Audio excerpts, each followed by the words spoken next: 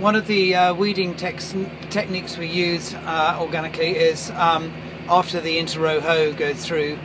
because we're on quite heavy soil and the hoe is in quite deep because the seed beds aren't as level as possibly they might be on a lighter soil.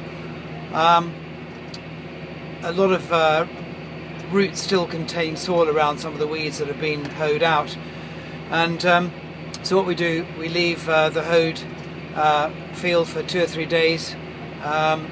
to hopefully get some kill on the weeds, but then we go through with our harrow comb weeder, which I'm doing today, which knocks off the dirt off some of those plants that have still got dirt around them, some of those weeds, and that sort of helps to stop them setting themselves again if the weather turns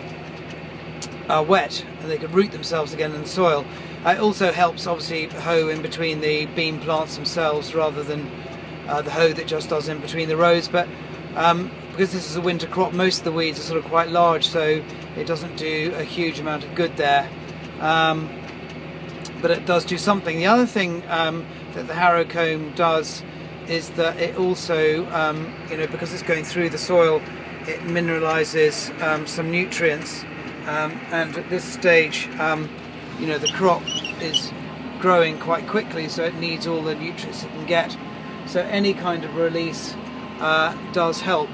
I'm just going to get off actually and just see what's on the back of the tine, so you can see what is being removed by the harrow comb. This headland is, you know, quite weedy with black grass, but I've still got to go through that. But even though it's been hoed, you can still see on the tines here, you know, there's 1 or 2 beans on there. Yeah, it pulls up 1 or 2 beans, but it's also still pulling out, you know, quite a lot of grass.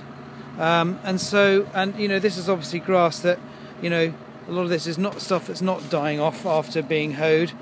So this is, you know, freshly weeded stuff, and